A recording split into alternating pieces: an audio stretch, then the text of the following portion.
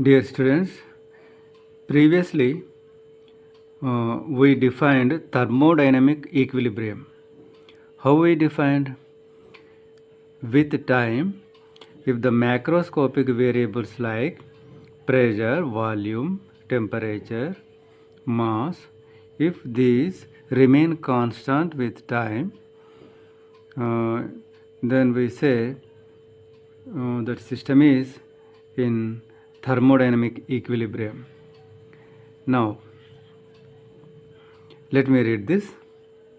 Every equilibrium state of a thermodynamic system is completely described by some macroscopic variables or state variables like pressure, volume, temperature, and mass.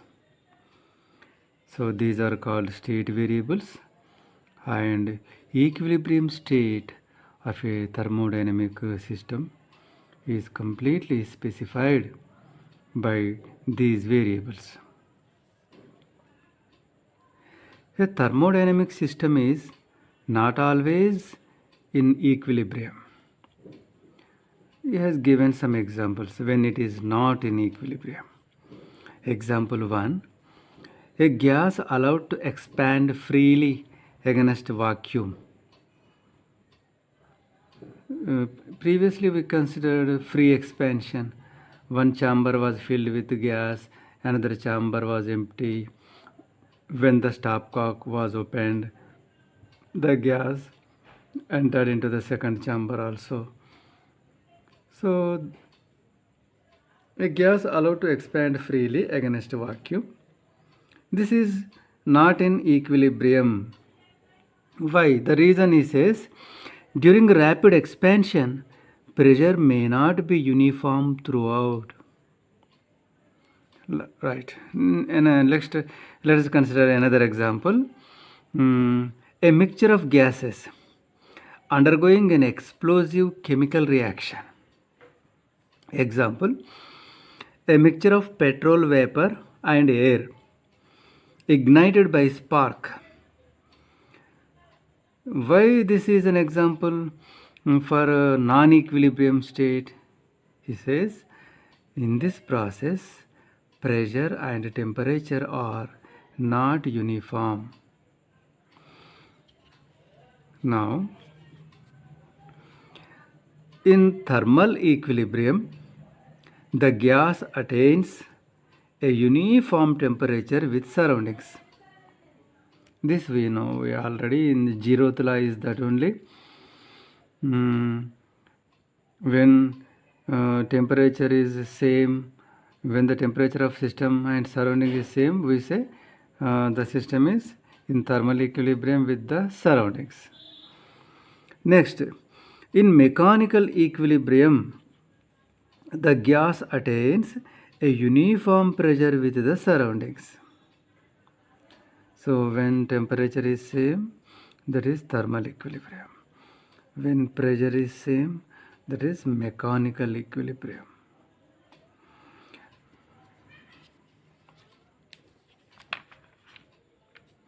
The various state variables, pressure, volume, temperature, and mass, are not necessarily independent. The connection between state variables is called the equation of state. For ideal gas, the equation of state is PV is equal to mu RT. Pressure, P means pressure, V means volume, mu means number of moles, R is the universal gas constant, and T is temperature. So the equation of state is a relation between state variables. This is for ideal gas, but for real gas, it is slightly modified. To pressure, a term is added where A is, small a is a constant and V is volume.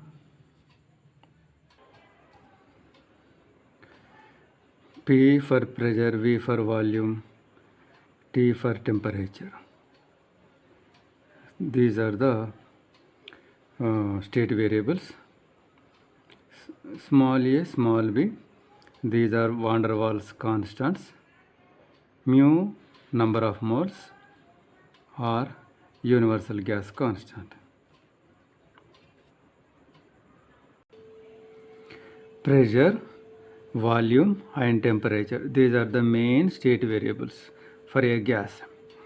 And we can study variation of any two state variables keeping the third one constant. For example, temperature is held constant, and if we increase pressure, volume decreases. That is Boyle's law.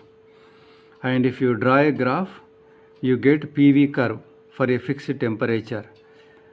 It will be like this. See, suppose this is pressure, this is volume. The curve will be like this, because as pressure increases, volume decreases. And this curve is for a certain temperature.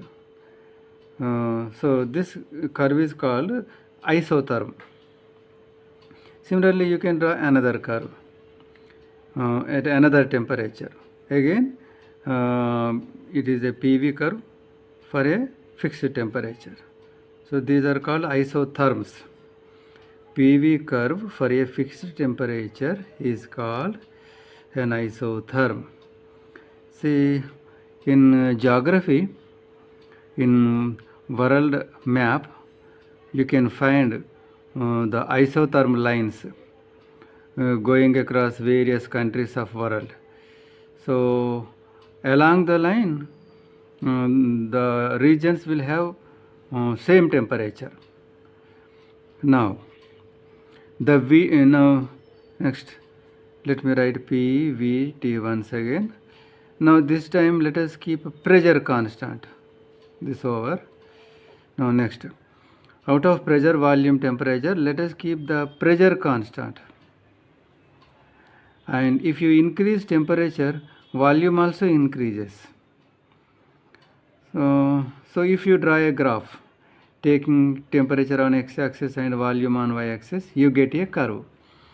That VT curve for a fixed pressure is called isobar. See, here pressure is constant. That's why bar. Isobar means pressure constant. So VT curve for a fixed pressure is called isobar. We can find isobars also on a world map. So the regions under the line have same atmospheric pressure. Here you can see the isothermal lines.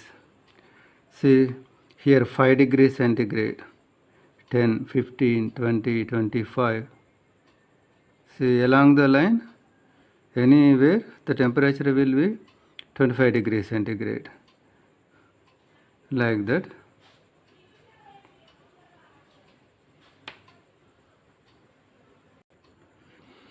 Now here you can see lines connecting the places of same pressure.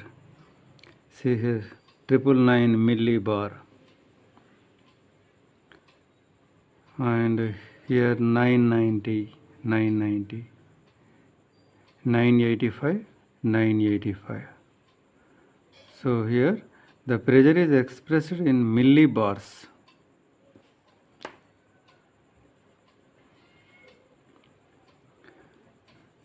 See here the pressure is more, here the pressure is less.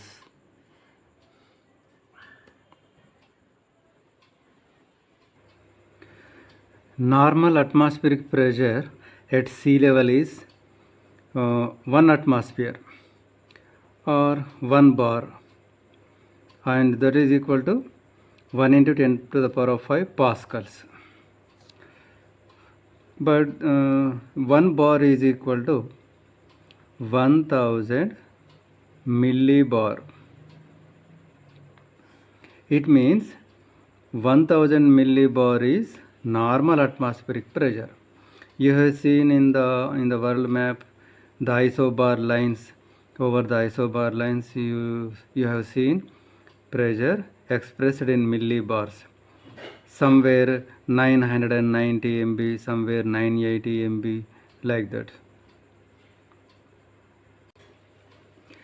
Now, the various thermodynamic state variables like pressure, volume, temperature, mass, internal energy, all such state variables are classified into two types: extensive variables, intensive variables. Uh, Under extensive variables, what are their? Internal energy, volume, total mass. These are extensive variables. And pressure, temperature, density. These are called intensive variables. So how to identify which is extensive and which is intensive? A rough method to identify is, if you can make it half, that can be called extensive. If you cannot make it half, that can be called as intensive. For example, in this room, some atmospheric pressure is there. Now, so this is a room, this is a chamber. Inside the chamber, air is there, and the air is exerting certain pressure, and the pressure will be uniform wherever you take. Pressure itself defined as force per unit area. Therefore, wherever you calculate pressure on the floor in the room, it will be same. Therefore, just making the room into two rooms, the pressure value cannot be made into half. Therefore, pressure is called as intensive. Similarly, temperature. In a room, suppose the room temperature is some 30 degrees centigrade. So making the single room into two rooms, in one room 15 degrees centigrade, in another room 15 degrees centigrade. Like that, you cannot divide the temperature by dividing the room into multiple rooms. So the temperature is uniform. Similarly, density. Suppose we have taken milk having certain density, 1 liter, making into half liter in one vessel, another half liter in one vessel, then the volume gets halved, but the density doesn't get halved. So the physical quantities which cannot be made into half by taking half of the quantity, those are called intensive variables. Now let us see the extensive variables. First, let us see the volume. See, a room is having some a room will be gas in a room will occupy certain volume. If you construct a wall in dividing the room into two equal rooms, then the volume also gets halved. See in this figure, suppose this is its volume is say some 2 liters. Now you made a partition. This is 1 liter, this is 1 liter. So in this way you can make it half. Therefore, volume is called extensive. Similarly, mass. Suppose here the mass of the gas in this chamber, in this vessel is say some 20 kg. Now, making the room into half. So a wall is constructed in between. So in this room 10 kg of air will be there. In this room 10 kg of air will be there.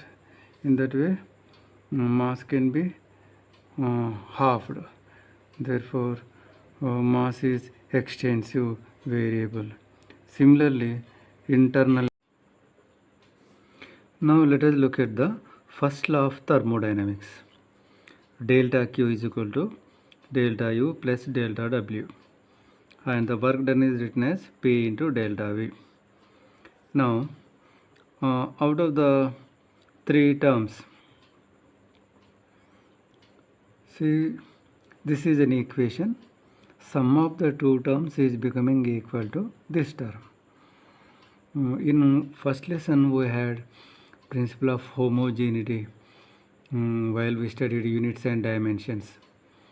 So there the principle of homogeneity tells what physical quantities of same dimensional formula can be added, subtracted, or make equal to. Just like that here also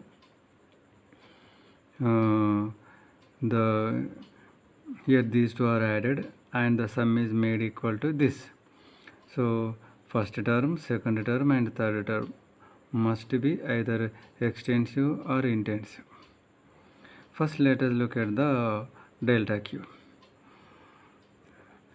Say now let us look at this activity. You have taken suppose 1 kg water. To increase its temperature by 5 degrees centigrade, suppose 10 joules of heat is required. In this container you have taken 2 kg water, and to increase the temperature by the same rise 5 degrees centigrade, how much heat energy is required? Since the mass is doubled, therefore here heat energy double this value is required. Here 20 joules is required. It means the heat energy required is directly proportional to mass. But mass is extensive physical quantity which can be made into half. Therefore, heat energy also becomes extensive. In that way, this can be considered as extensive variable. Now, this internal energy is anyhow extensive variable. And coming to the third term, pressure is intensive, whereas volume is extensive. But the product of these two is extensive.